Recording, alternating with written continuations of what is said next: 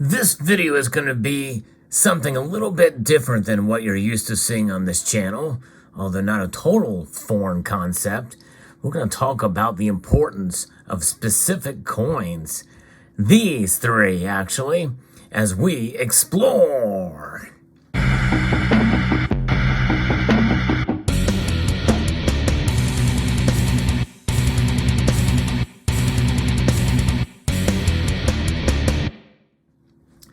The Queen's Beast series, most of us are familiar with it. It is one of the most successful series of coins that have been issued by any mint since their inception. Now, again, we know that there's other very successful series that have been put out by the major mints of the world. The most significant would probably be the Lunar series by the Perth Mint. That is without a doubt one of the most popular series. It is now in its third series, actually, of coins that have been released. It's an ongoing series that kind of reboots every 12 years for the lunar program. But I think that probably very close behind it, if not second or maybe third at the most, would be the Queen's Beast series. And it's significant for multiple reasons. It is a program that was supposed to last, I guess, with 2 releases each year. All of the Queen's Beast that have been released, I think it was 5 years. It started in 2016 and was supposed to end in 2021. It actually continued into 2022 with the Platinum coin. And we'll get to why it's significant in a moment. But these coins are the completer coins. It was sort of an afterthought of the program that we have seen take shape in various different ways. The program started in 2016 with the gold and silver releases, and then they did other sizes, such as a 10-ounce coin size. And that came in off years, as well as the proof coins came in off years, somewhat confusing collectors for each beast that was released. Would come in different years depending on the type that was released, whether it be the 10-ounce bullion version or the proof versions in gold and silver. Now, the gold coins came in 1 ounce and quarter-ounce size, and when they were released on the initial year to a year, pretty much on schedule. And the silver coins came in 2-ounce size. As you can see here, this is a 2-ounce PA4, and that came in as well in the given year that it was issued. And they came with all 10 of these animals here, or creatures, or what have you, fantasy or otherwise. And it's remarkable to see how successful and how popular the program has been from the Royal Mint at the sunset years of the Queen's life. All of these coins being released and to a crescendo, essentially, to the point where we have these completer coins. And these completer coins, as you can see here, and it's a little difficult, but we're going to try to get in close here. We can see that this was the last coin that kind of summed up as a capstone of the series in 2021 for the silver version in 2 ounce. They also make a 10-ounce version of this as well, and it's really cool to have it. Now, I collected all the 2-ounce silver versions of these. I only have one 10-ounce version of the very first, the Lion of England. I did not collect, because there's different ways to collect these. I did a video, and I may link it at the end screen of this video, that shows all of the coins that have been released that I collected, which is the 2-ounce silver and the 1 ounce, or the quarter-ounce gold, rather. I didn't get the 1-ounce gold for all of them, as I couldn't commit to spending that much money for a bullion coin, except for the completer 1-ounce coin, 1-ounce gold coin that came out in 2021. So this was a great capstone, so I decided to go ahead and spring for the 1-ounce gold version, which I just thought it was a nice way to cap as a capstone to the program. And so that's 11 gold coins. All the rest of them are quarter-ounce, and this being the 1-ounce gold coin. It's a great way to collect. It's a fun series to collect, but these are indeed bullion coins backed by the full faith and credit of the Royal Mint. And so it's a way to stack and collect at the same time. And we've seen that with other programs. Certainly the Lunar Series is certainly one, although I would consider that really more better bullion. But this is better bullion too. But these pretty much went for very competitive prices above spot. And some of the animals in the series, like the Silver Griffin, has done fairly well in the aftermarket, and others as well. But silver, gold, and then finally platinum. Now, the platinum coin came out in 2022, and it came out before the Queen's death. But this coin is something that I had my eye on, but really did not see very many available, especially after the Queen died.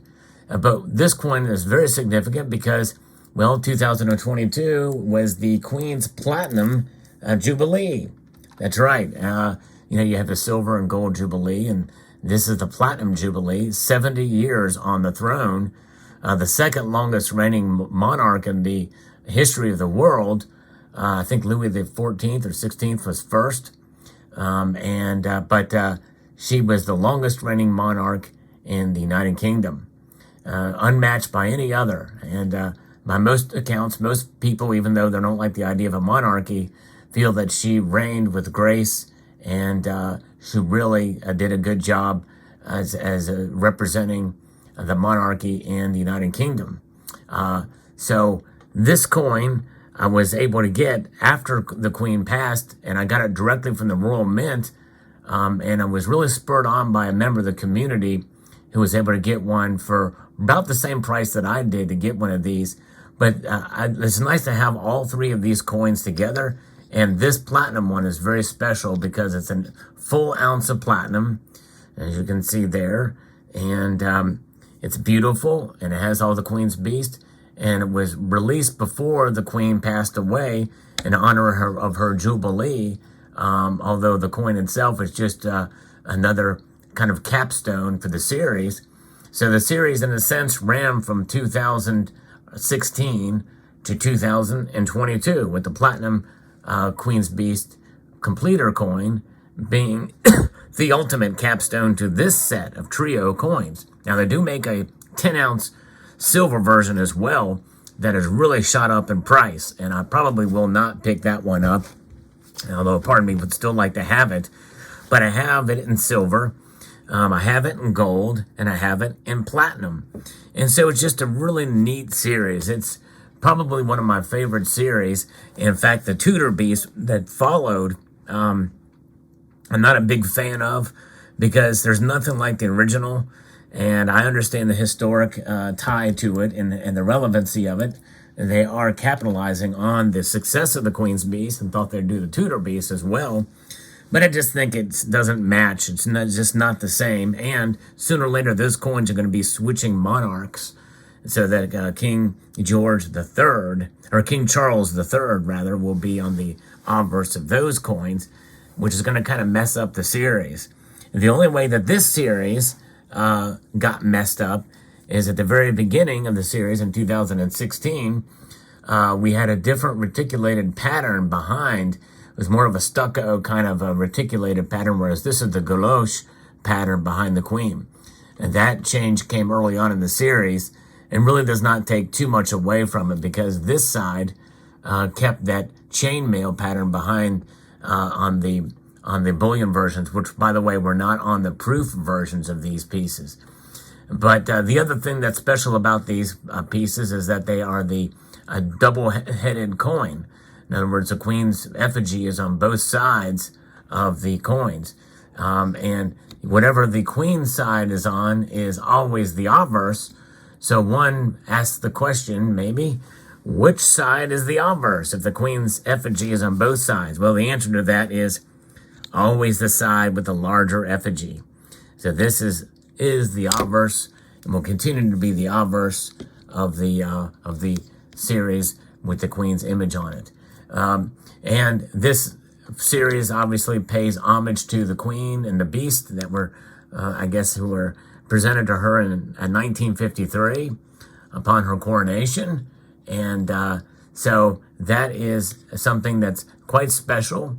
And we have been witness to history for those of us who have been alive while the Queen was alive, whether you like her or not, people refer to her as the lizard and the like, but regardless, it is history. And the other fascinating aspect to all of this is that the Queen's image, and there is no other person in world history that has been on more different variety of coins ever. In fact, there's no other person in history that has been minted on as many coins as they have been than the Queen Elizabeth as being alive. In other words, no other person alive has been on so many coins.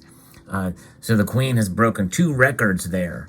And in fact, in death, she's going to continue to be placed on coins. In fact, the Royal Canadian Mint is going to, their Canadian Maple Leafs are going to have the same exact image, which is the worst image of the Queen ever, Susanna Blunt's, and it's going to have the double date in 1952 to 2022, which is her reign.